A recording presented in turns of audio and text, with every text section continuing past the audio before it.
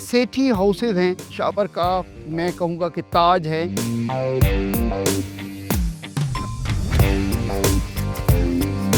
तो किंग शाहजहां साहिब ने ये बना दिए, गवर्नर थे उनके फोर्ट के बाद यहाँ पर ये रहमान बाबा का मकबरा है। और पंजाब में गरबी जो है ना वो बजाई जाती है और यहाँ पकाई जाती है।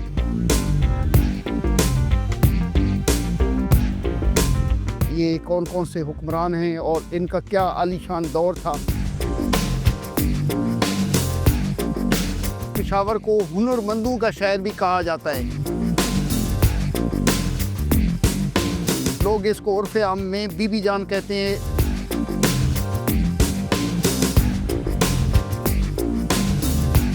दो महीने का छुट्टी है ना।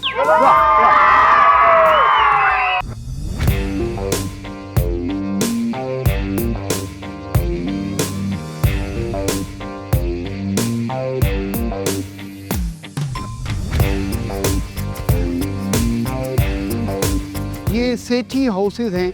अप्रॉक्सीमेटली कोई 7 जो घर हैं अभी मौजूद हैं। ये कोई 11-12 के करीब टोटल थे और वक्त के साथ साथ ये डिमोलिश होते गए। और ये अभी शाबर का मैं कहूँगा कि ताज है। एक इतना खूबसूरत काम, और ये यहाँ की सकाफ़त को, यहाँ की जो आर्किटेक्चर है उसको शो करते हैं। और ये कोई काफ़ी पुराने हैं, 200-300 साल पुराने। और इस पे जो लकड़ी का काम किया गया है और इसकी रिजेंबलिंग कुछ सेंट्रल एशिया, बुखारा, समरकंद और कुछ ईरान से भी लगती है। इस पे टाइल वर्क और इवन इनके जो शतीर हैं, विंडोज़ हैं और दरवाजे हैं, उसके ऊपर भी लकड़ी का बड़ी मेहनत से काम किया गया है। और इसको, इन घरों को ख़ास तौर पे वेंटिलेटेड किया गया है कि हवा और रोशनी दोनों का इंतज़ाम किया गया है। और ये कई स्टोरीज़ हैं, कई मंजिला हैं। और इसके तहखाने भी हैं। डेफिनेटली गर्मियों में जो अहले खाना होते थे वो यहाँ मौसम के हिसाब से तहखानों में अपनी ज़िंदगी गुजारते थे। बहुत ही खूबसूरत है और गिलास वर्क किया गया है। और मैंने ये काशान में और शिराज में, इस्फहान में इस तरह का गिलास वर्क देखा है। तो वही रिजेंबलिंग है, क्योंकि ये बेसिकली पेशावर के कारोबारी तबका था, ताजिर थे ये। और इनका सेंट्रल एशिया में और हिंदुस्तान में इनकी ट्रेडिंग चलती थी। उसी हवाले से ये काफ़ी सारी इन्होंने रिजेंबलिंग की। और उस हवाले से ये एक पूरे महल इसको कहा जा सकता है कि इसमें फव्वारे भी है और रोशनी का बंदोबस्त भी है। लकड़ी का इतना अच्छा काम किया गया है। हर घर दूसरे से मुख्तलिफ है और बहुत ही आलीशान उस वक्त की लिविंग होती थी इनकी। और इंटीरियर आप देख के यकीनन आपको एहसास होगा कि 150-200 साल, 300 साल पहले ये लोग कैसे यहाँ आबाद थे और किस तरह की वो लिविंग उनकी थी।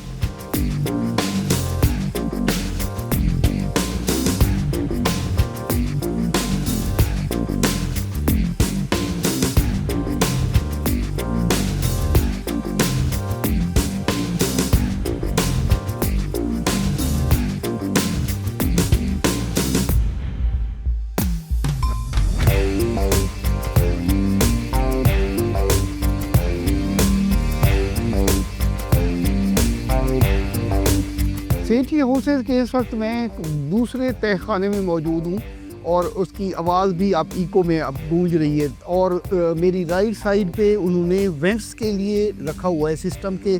दूसरे तहखाने में भी ताज़ा हवा आपको यहाँ पहुँचती है। और इंटीरियर इनका देखें, उनका अपना एक सिस्टम है। इस साइड पे भी वेंट्स लगे हुए हैं, ये दोनों साइडों पे रोशन, ये हवादान लगे हुए, ताज़ा हवा यहाँ पहुँचे। और ऊपर इनके रोशनी के लिए भी रोशनदान लगाए गए ताकि पूरा दिन ये हिस्सा रोशन रहे। और ये काफ़ी ठंडे हैं और इनकी छतें जो हैं वो लकड़ी की पैलिंग से तैयार की गई है। और दीवारें भी इनकी 3 फुट से 5 फुट चौड़ी इनकी दीवारें हैं। और यहाँ इनका अपना एक छोटा सा कुआं भी है जो हर स्टोरी, हर मंजिल को पानी फराहम करता है। और इनके छोटे गुस्ल खाने हैं जहाँ बैठ के आप पानी को स्टोर करके वहाँ आप गुस्ल भी कर सकते हैं। और पानी के ड्रेन के लिए कवर्ड इनके चैनल बनाए गए। यानी ये एक सेठी हाउसेज उस वक्त के बिल्कुल मॉडर्न हाउसेज में से थे और बड़े लग्जरियस हाउसेज में थे। और जहाँ उस वक्त के हिसाब से ज़रूरत की सारी चीज़ें फराहम की गई थी।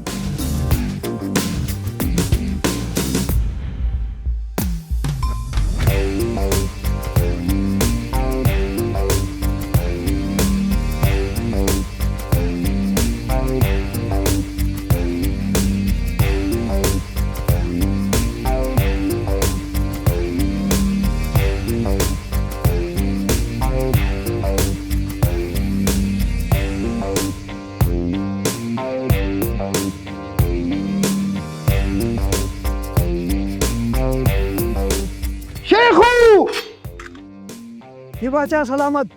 पिशावर का गुस्सा गवर्नर किधर है, उसको लाओ, उसका सर कलम करते हैं। हाँ होता से जी बादशाह से जेल के छोले रहे वालू और चाह जालिम बादशाह वाले। शेखू तुमने पश्तो कब से सीख ली? जी अकबर बादशाह के उस जमाने में सीखा है जी। कनीज को कहो मेरे नसवार लेकर मेरी आराम गाह भी आए। जी राजी का बादशाह था सोरा मुखिया रोड़ी कनीज नसवार जोड़ बादशाह ने गुस्से क्या नसरा कट गई।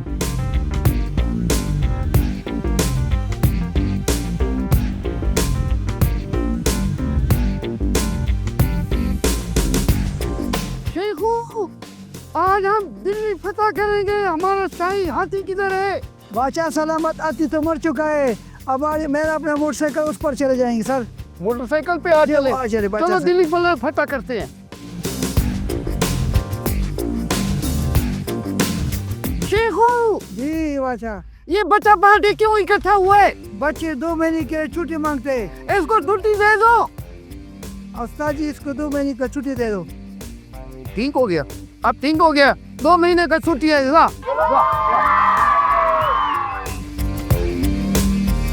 आ जाओ बादशाह सलाम। आज मैं बाइक खुद चलाऊंगा। जी बादशाह सलाम, ठीक है आप खुद चलाइए।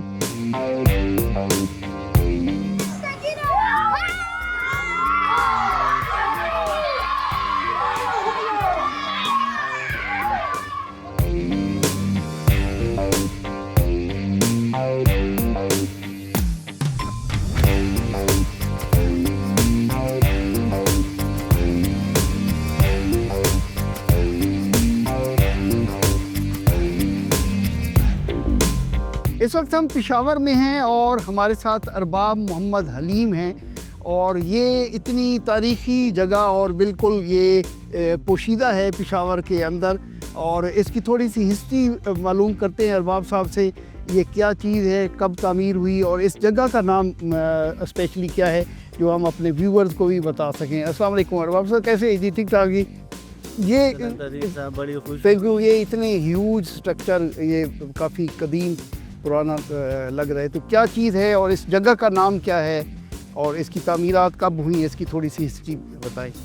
ये जो इलाका है इसको पहले कोटला मुस्तजाब खान मुग़ल ज़माने में कहते थे और उसके बाद उसका जो ग्रैंड सन था मोहसिन खान, उसके नाम पर कोटला मोहसिन खान मशहूर हो गया, तो इसे कोटला मोहसिन खान कहते। इसमें ये जो महल रूहानी है, ये कोटला मोहसिन खान का फोर्ट जो है, इसके जो हमारी ज़मीन है इसके अंदर वाक़या है, ये किंग शाहजहां के ज़माने में बना थे। तो जो किंग शाहजहां के साथ वो उस वक़्त किंग अकबर के ज़माने में जो एक मुज़ाहिमती तहरीक थी जिसे लोग पीर खान अपने मुरीद कहते थे और पीर बाबा साहब और अखुंदर रज़ा बाबा साहब के वो उनको पीर तारीख कहते हैं। मतलब वो कहता कि मैं रोशनी का पीर हूँ, वो कहते थे कि नहीं आप तारीख़ी पे। तो वो किंग अकबर पर हमले करते थे वज़ीरिस्तान से, वो बेसिकली वज़ीरिस्तान के थे। तो ये ज़माना चलता चलता गया। हमारे जो फोर फादर थे मलिक मुहिब अरबाब, जो मुहिब खेल थे, वो किंग अकबर के तरफ से इस पेशावर के गोरिया खेल के अरबाब थे। हालनामा में ये लिखा हो रहा। तो बाद में शाहजहां बादशाह के साथ जो उनके औलादों में से थे, तो उन्होंने पेशावर के जो ट्राइब थे खलील मोहम्मद दौज़े, गवर्नर ने उनका कुछ बेइज्जती की थी, तो पेशावर के खलील मोहम्मद दौज़े ने हमारे किला वाले सर पर अटैक कर।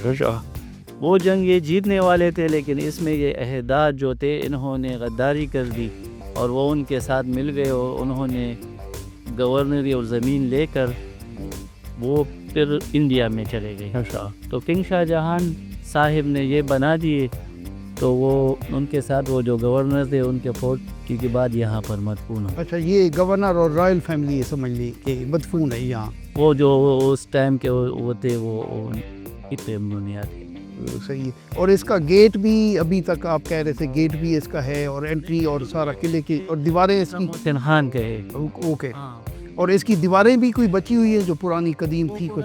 इधर एक कच्ची दीवार थी जो फोर्ट की थी, ओके, वो भी ख़त्म हो गई। अच्छा, क्योंकि वक्त के साथ साथ ही तजीम, तो वो गेट और ये रह गए, और बाकी जो छोटी हवेली थी वो भी ख़त्म हो गई, जो अरबाब नवाब मुस्तजाब खान ने किंग शाहजहां के टाइम में बनाई, जिसका एक गेट अभी रह गया है। अच्छा, वहाँ खुशहाल खान खटक साहब भी आए थे, हमारे एंसेस्टर के दोस्त थे खुशहाल खान खटक।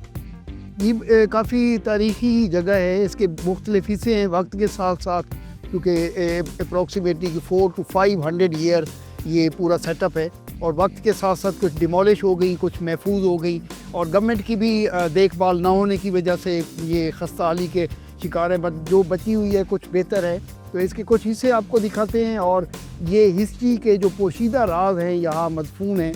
और किसी ज़माने में ये पूरा एरिया था वो बड़ा पुररौनक होता होगा। यहाँ फ़ौजें, सिपह सालार और यहाँ के जो हुक्मरान हैं वो अपनी महफ़िलें लगाते होंगे, अदालतें लगाते होंगे, उनकी रिहाइश भी इसी एरिया में थी। तो बहुत ही खूबसूरत तारीख़ से वाबस्ता ये इलाका है। और चलते हैं, आपको जो कुछ बाकी है वो भी आप व्यूअर से शेयर करते हैं।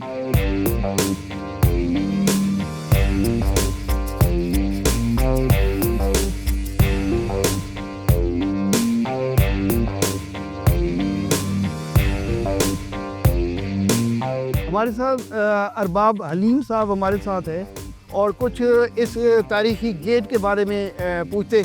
ये जगह का थोड़ा सा बता दें, और ये इतना बड़ा ह्यूज स्ट्रक्चर गेट का, तो ये इसके बारे में थोड़ी सी डिटेल बताएं। किंग अकबर ने हमारे अबोजदाद मलिक मुहिब अरबाब, जो मुहिब खेल हालनामा में उसका ज़िक्र है, जो सारे खलील मोमेंट दौज़ई और खेल का अरबाब था अकबर की तरफ से, उसके बेटे ने ये बाई ख़ान ने मंडी बने जो यहाँ पर गला पेशावर का उसका टेकरा। फिर उसके बेटे नवाब अरबाब मुस्तजाब खान ने 1644 में ये किला बनाया।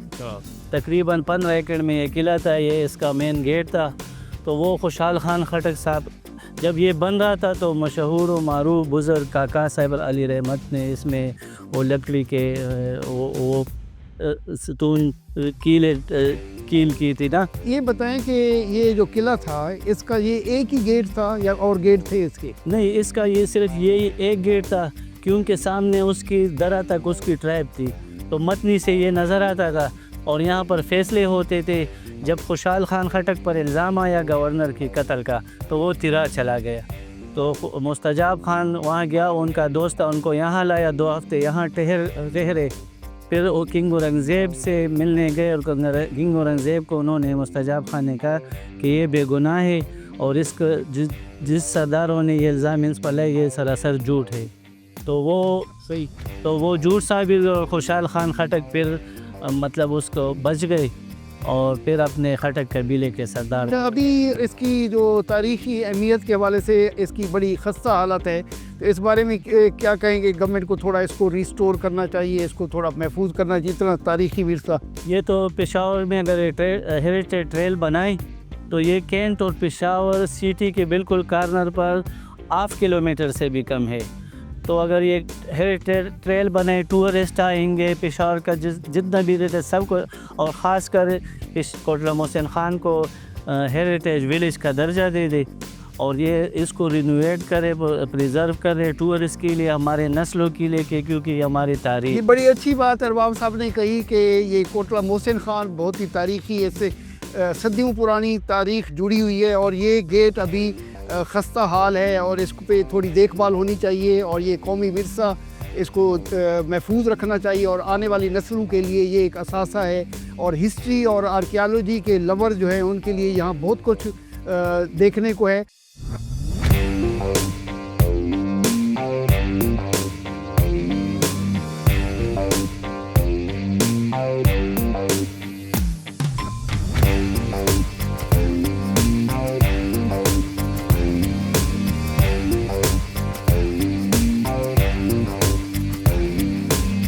इस वक्त हम पेशावर में हैं और ये रहमान बाबा का मकबरा है और पश्तो के बहुत ही फेमस स्कॉलर हैं, शायर हैं, इनकलाबी शायर कहें, और इनकी शायरी है वो बहुत ज़्यादा पढ़ी जाती है, अब्ज़ी पढ़ी जाती है। तो यहाँ दुआ करते हैं, फातिहा ख़वानी करते हैं और फिर आगे चलते हैं।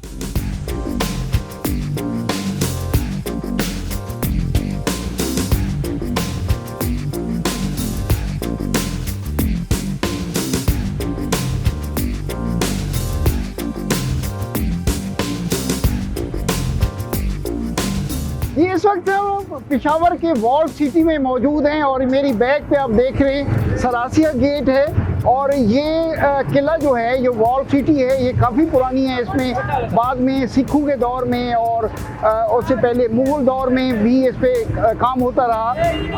आखिर में इसको ब्रिटिश ने इसको पुख्ता ईंटों से ये पूरी जो दीवार थी इसकी उसको कवर किया और ये गेट भी तामीर की। और बाद में जब पाकिस्तान पार्टीशन हुई, पाकिस्तान की गवर्नमेंट ने भी इस पर काफ़ी काम किया। और ये पुराने गेट हैं और किसी ज़माने में कहा जाता है कि ये सारे गेट फिर बंद हो जाते थे मगरिब के बाद, और जो अंदर लोग थे, जो आबादी थी, वो अंदर रह जाती थी। और डिफेंसिव वाले हवाले से बैरूनी हमलावरों को रोकने के लिए ये गेट बनाए गए थे। इस पे बाकायदा तौर पे पहरेदार होते थे और गार्ड, और ये सारा उसकी एंट्री और सब चीज़ों को मॉनिटर किया जाता था। और इस तरह भी कहा जाता है कि तकरीबन 12 के करीब बड़े गेट थे और छोटे गेट भी थे जो पैदल लोगों के आने के लिए थे। वो 4-5 तकरीबन कहते हैं कि वो गेट भी थे। टोटल तकरीबन 16 के करीब गेट यहाँ मौजूद हैं। कुछ गेट जो है ना डिमोलिश हो चुके हैं, कुछ को बाद की गवर्नमेंट ने रेनोवेट किया और कुछ बेहतर हालत में हैं, जैसे ये गेट है, कुछ और गेट भी हैं। और इसकी बैरूनी वॉल होती थी जो तकरीबन कहा जाता है कि 5 फुट चौड़ी दीवार होती थी, उसके भी काफ़ी सारे हिस्से डिमोलिश हो चुके हैं, कुछ हिस्से बाकी रहते हैं, वो भी आपको दिखाएंगे। चलते हैं जी, आपको पेशावर की और सैर कराते हैं।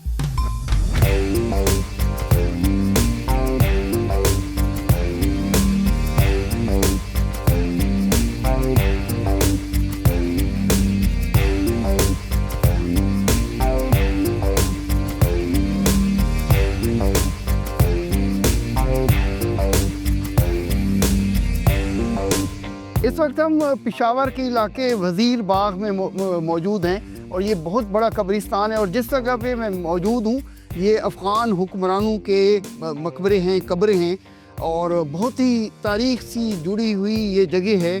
और जो कि देखभाल ना होने की वजह से खस्ता हाली और बिल्कुल टूट फूट का शिकार है। और इसके ऊपर जो कतबे थे जो संगे मरमर और कीमती टाइल से बनाए गए थे, वो भी वक्त के साथ साथ चोरी कर लिए गए या तोड़ दिए गए।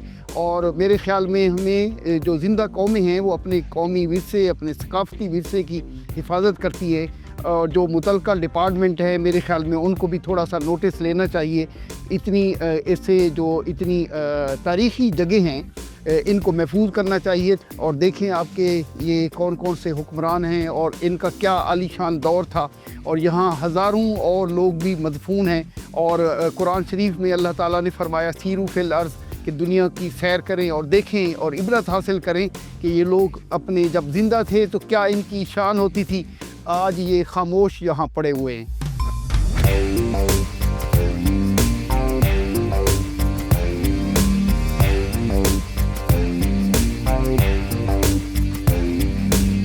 ये मेरी बैक पे आप एक मकबरा देख रहे हैं, ये बीबी जान इसको कहते हैं और बीजों का मकबरा मशहूर है और लोग इसको उर्फ़ आम में बीबी जान कहते हैं एहतराम के तौर पे। इसकी हिस्ट्री ये है कि अहमद शाह अब्दाली दुरानी जो बहुत बड़े हुक्मरान गुज़रे यहाँ, उनके बेटा जो उनके बाद वली अहद बना तैमूर शाह दुरानी, ये उसकी कनीज़ थी और बहुत ही खूबसूरत थी और बहुत ही पसंदीदा कनीज़ थी।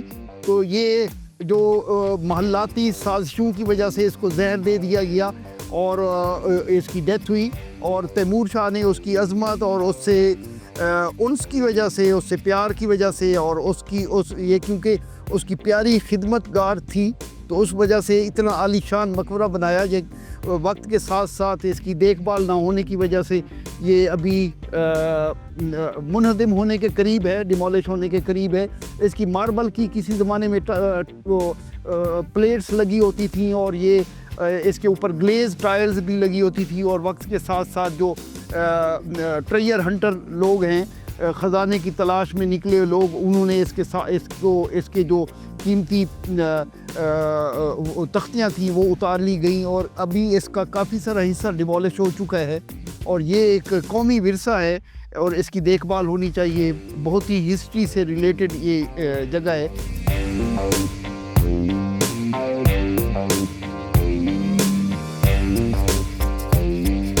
ये ग़ालिबन मुग़ल इरा की एक मस्जिद है जो कब्रिस्तान के अंदर थी और बाद में तजावुज़ात की जद में आई और कुछ कब्रें भी इसके में बनाई गई, और वक्त के साथ साथ ये मस्जिद खाली हो गई। और मेरा पैगाम है मेरे तमाम सुनने वालों के लिए कि अल्लाह के घर को जहाँ कुछ अर्सा अगर नमाज होती रही है तो उस घर को आबाद रखना चाहिए, और क़यामत तक ये वो हिस्सा होता है जो जन्नत के हिस्सों में से होता है, जहाँ अल्लाह ताला की इबादत की जाए, कुरान पढ़ा जाए, नमाज़ पढ़ी जाए। और मस्जिद का एक एक हिस्सा जो है ना वो अल्लाह ताला का घर है और इसको आबाद करना चाहिए। और मेरे ख़्याल में हम हर जगह पे मुकाबले में मस्जिदें तो बनाते जा रहे, जो पुरानी मस्जिदें हैं उनकी देखभाल नहीं कर रहे। और जो भी मेरे सुनने वाले हैं मुखय्यर हजरात हैं, वो आगे बढ़ें। अल्लाह के ऐसे घर जो बंद पड़े हैं, जो जहाँ इबादत नहीं हो रही, उनको भी आबाद करना चाहिए। बहुत ही खूबसूरत है, और इस पे इसकी छत अभी भी बाकी है, और छत इस पे कोई स्टील, कोई आयरन, कोई लोहा का कोई काम नहीं हुआ। ये डोम टाइप है और आर्चेस बनी हुई है, बहुत ही खूबसूरत है। 3 इसके हिस्से हैं, 3 गुंबद है, और छोटी सी मस्जिद है बट बहुत खूबसूरत है।